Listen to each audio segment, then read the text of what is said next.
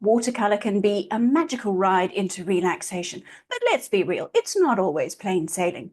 I think there are 5 challenges that every painter has to deal with. They might feel like beginner hurdles, but in my experience, they tend to crop up repeatedly.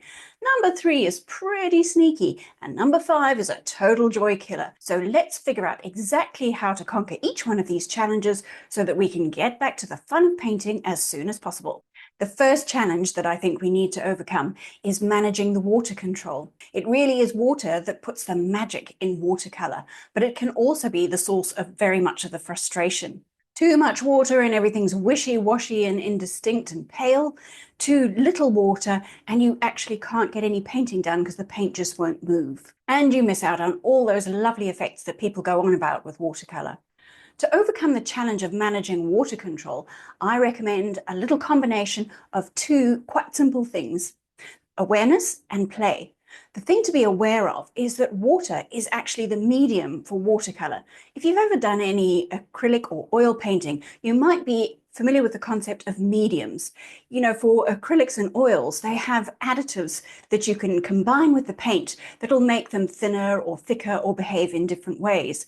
With watercolor, all we need is water. That's pretty brilliant.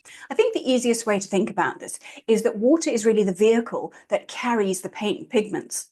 So the more water you have, the more the paint is going to move. The water will actually push paint away, and you might see this happen if you've ever dropped a blob of water onto your paint and come back the next day and found a little flowery cauliflower mark, they call it, appear. And that's because the water has pushed the pigments aside.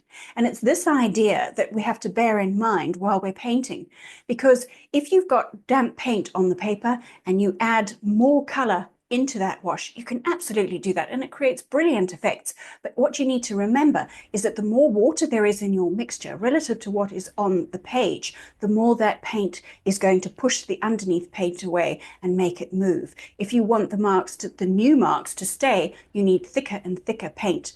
And if you do have experience with oils or acrylics, you might have heard that concept of fat over lean. It's kind of the same idea. If you want to paint in successive layers, you need the thinnest, wateriest bits down first.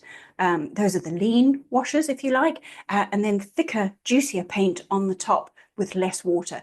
And that is kind of one of the ways to get your head around managing this idea of controlling the water to paint ratio. Armed with a little bit of awareness about the role that water plays in our painting, the next step is to play and experiment. That's the second thing, I think, play. Try these ideas out for yourself. You might want to take a scrap of paper, but I do recommend using the same paper that you're going to use to paint on. It's not a waste, I promise. If you were a runner, you wouldn't say that you're not going to warm up because you don't want to wear out the tread of your shoes. And it's pretty much the same thing when you're painting. You want to have a little bit of a play with the materials you're going to use in your painting just to see what happens. Don't spend too much time in this stage, but it really is a helpful thing to do. And I did create a video that shows you a bit more about this if you'd like to see how I would go about having a bit of play with your papers and your paints just to experiment with some of these ideas. I'll link it up in the cards there for you to check that out. The second challenge that I think we all have to overcome is getting our heads around colour mixing.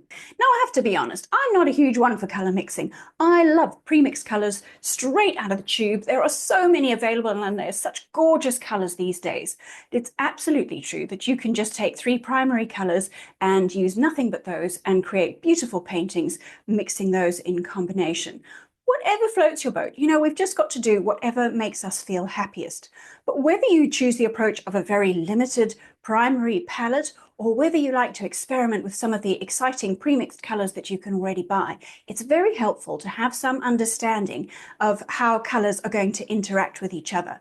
Because I think what happens with colors is that they are one of the things that make us want to paint in the first place. We get so excited about creating these gorgeous, vibrant, colorful things, and then can end up with a little bit of a muddy mess. And the best way to be able to avoid that is to know why it happens. And the answer is in the color wheel. All you need is a little bit of an understanding of how the how the colors interact with one another, and it's really about understanding warm and cool colors. I would recommend getting a color wheel. You can actually look them up online and see them there, but you can also buy a little color wheel that has rotating discs that you can spin around, and it helps you choose some color schemes. But really, it's helpful to know which colors are going to combine to make neutrals, and how to make one color more exciting by putting its complementary color next to it. I have to say, color theory does bring out the nerd in me, so I have made a couple of videos that talk about color theory and how we can use it in our painting. I will link a playlist up to some of those videos in case you want to dive into this idea a little bit further. Challenge number 3 for watercolor painters is choosing the right materials. And this one, I think, is a little bit of a sneaky one. It feels like it's good preparation because you want to make sure you've got all your ducks in the row, you've got all the right things.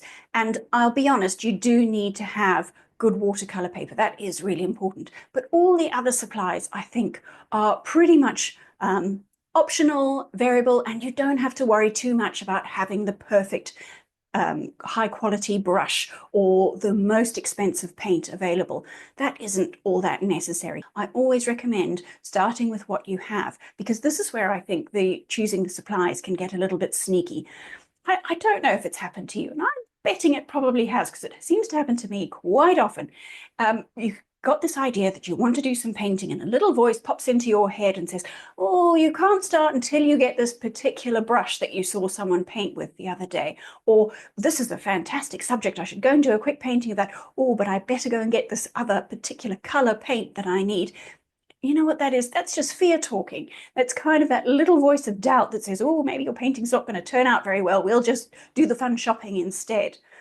And yes, shopping is fun. There's no denying going to the art supply store is a fantastic little outing, and I highly recommend it. It's very inspirational, but it can also just be a little procrastination technique for us.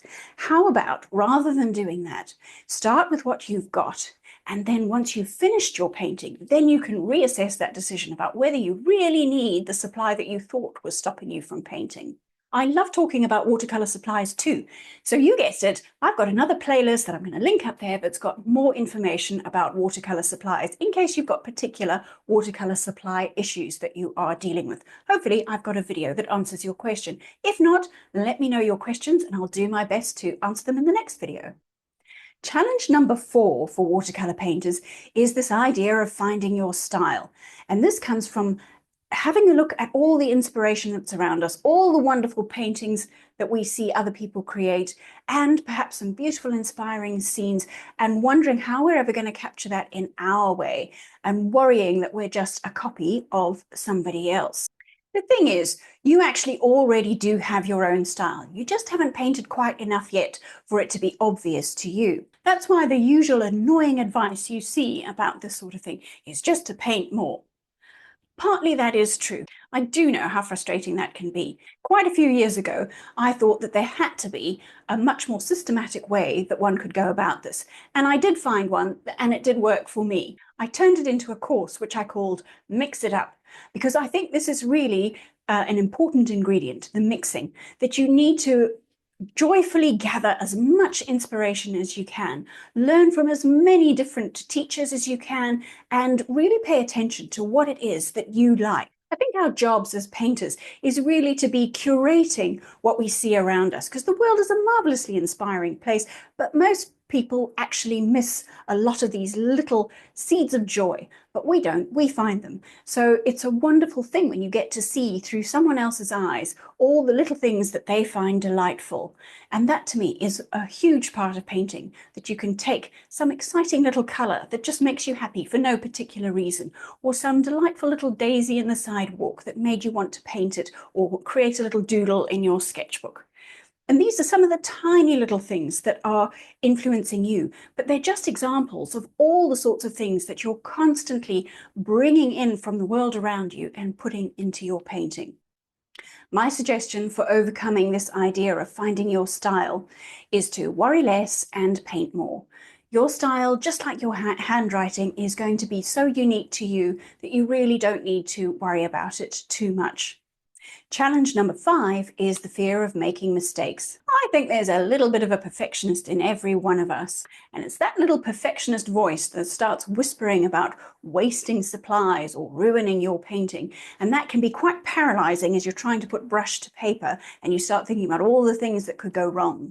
I think watercolor gives us a bit of an opportunity to practice letting go of control. One of the best ways that I've found of addressing this particular challenge is to counter that fear of making a mistake with some playful curiosity. It's a lot easier to go into your painting with the mindset of thinking, oh, let's see what happens. Let's experiment and respond to what's happening on the page, rather than having a fixed idea of how you want it to look. It's a question of having a little bit of faith in yourself, for knowing that you can put down another mark, or you can perhaps take away some of the paint and work with what's on the page to create something lovely, even if it's not what you had in mind in the first place. Contrary to popular belief, I think watercolor does actually offer us quite a lot of room for manipulating the paint, far more than we usually give it credit for. In fact, there are some ideas that say you cannot fix mistakes in watercolor. I don't agree with it at all. I made a video all about that, which does show you that there are plenty of things that you can actually do when something unplanned, shall we say, happens in your painting. Ideally, the solution to this particular challenge is to forget about making mistakes and just paint with abandon, or as we like to say in the Happy Painters Hub, with a bold hand and a glad heart. I know that this is one of those things that seems easier said than done, but I do hope that knowing that there is a fair bit of manipulating of the paint that you can do when something that feels like a mistake happens goes a long way in helping you to overcome or let go of this fear of making mistakes. Now, on the subject of making mistakes, and it's something I like to talk about quite a bit, I do have another video. It's all about the biggest mistake that you can make in watercolor. I'm going to pop that one up on the screen so you can watch it next.